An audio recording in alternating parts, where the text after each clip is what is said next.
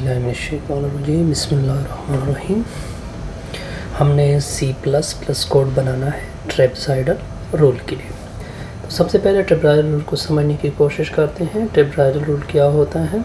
Integral a to b f of x dx equal to h/2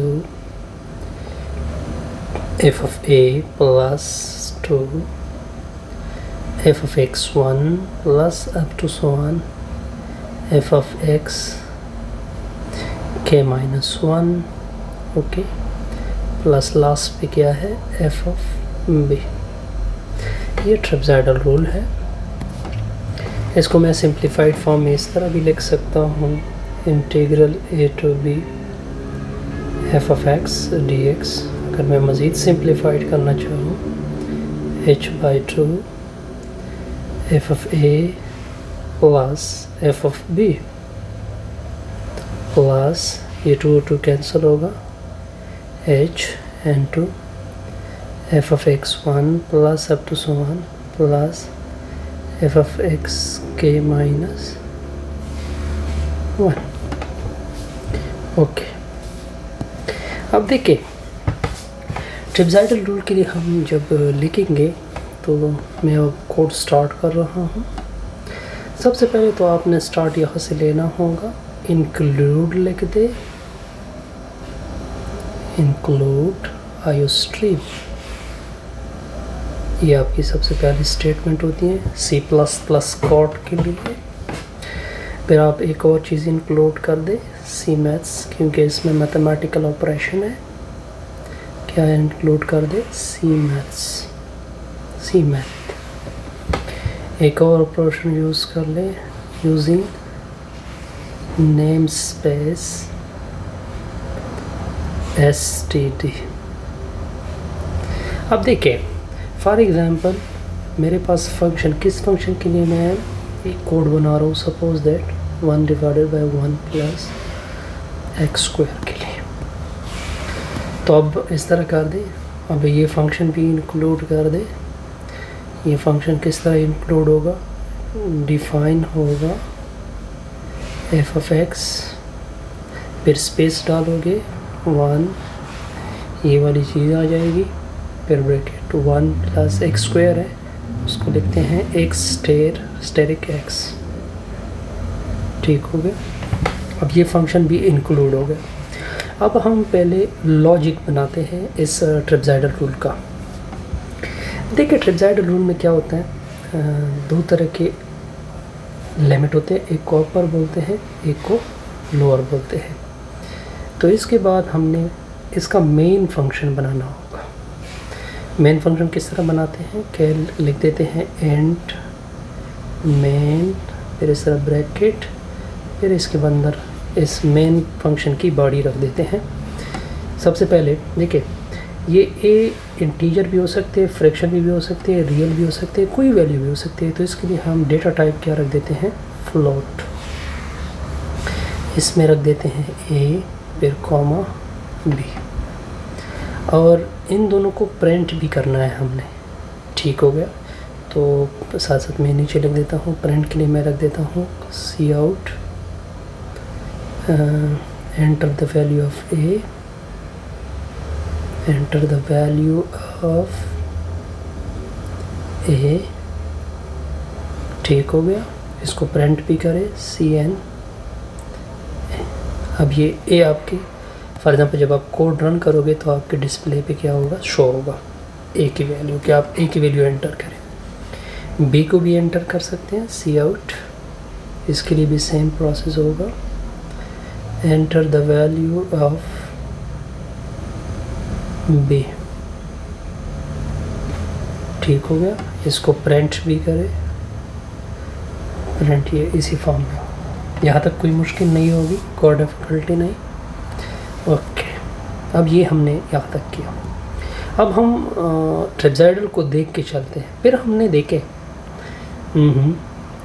फिर देखें अब देखिए फॉर एग्ज़ाम्पल आप इससे कितने टर्मों के लिए कहाँ तक पकड़ रहे हैं ट्रेपज़ॉइडल को, तो वो भी है। इसके लिए हम इसको सब इंटरवल कहते हैं। कितने सब इंटरवल बनाने हैं फॉर एग्जांपल, वो आपके क्वेश्चन पे डिपेंड होता है कि कितने। फॉर एग्जांपल मैंने जनरली क्या बनाई है n, इसको भी प्रिंट आउट करें, c out, enter the value of n, इसको प्रिंट भी कर दे, ठीक हो गया। अच्छा, बल्कि इनको अगर मैं इंटीजर में रख दूं, क्योंकि ये फ्लोट टाइप तो नहीं है बल्कि ये तो कन्फर्म है कि ये किस टाइप का है, इंटीजर टाइप है, ठीक हो गया। इस वजह से इसको यहाँ पे रख दिया। अच्छा, फिर देखिए आपके सम है, जनरली हम अगर आप देखिए इसमें सम है, वैसे तो दो तरह के सम है, वो बाद में देखते हैं, लेकिन जनरली आपको नज़र आ रहा है कि सारे क्या रखे हुए हैं, सम। तो इधर मैं रख देता हूँ सम, ठीक हो गया। इसको लास्ट में हम क्या करेंगे, क्योंकि सम पर दो तरह के बनते हैं, एक लूप में जाएगा, एक लूप से बाहर चला जाएगा, ठीक हो गया।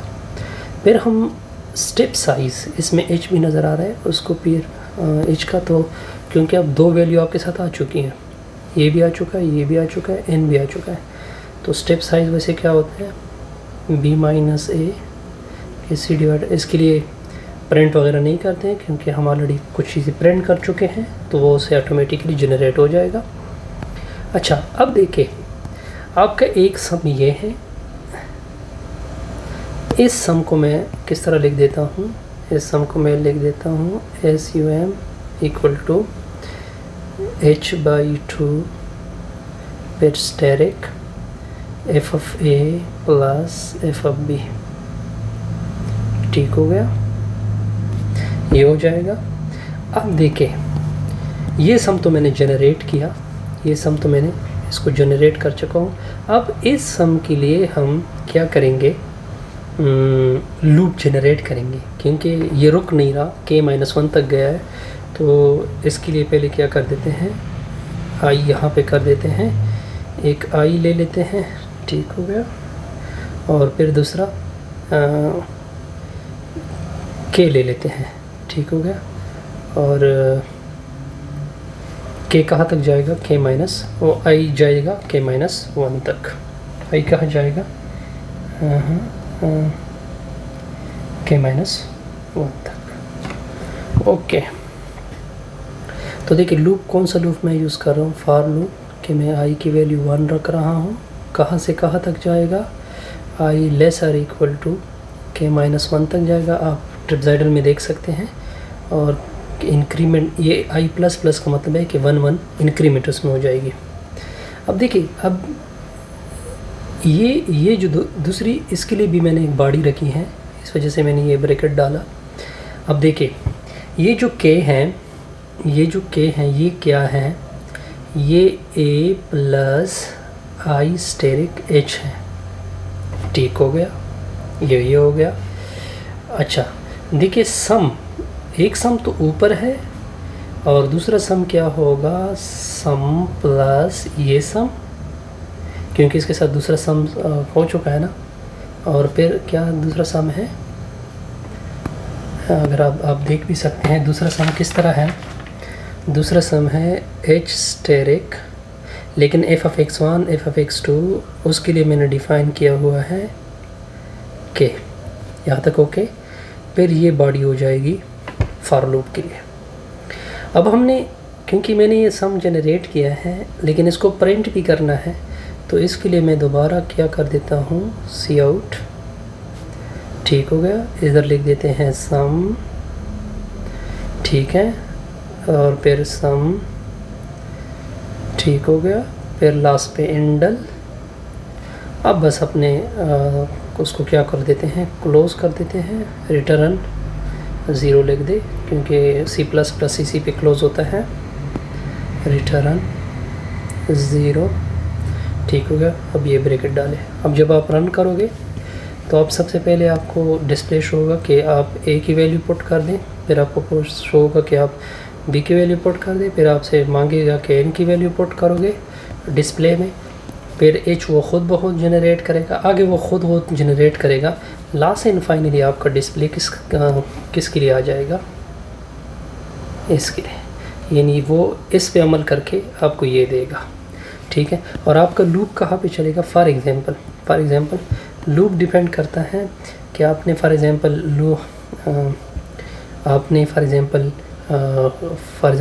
n की वैल्यू 3 रखी है, ठीक है, तो लूप चलेगा k-1 तक, ठीक हो गया। ये आपका समथिंग था किसके ऊपर, ट्रेपज़ॉइडल रूल के ऊपर।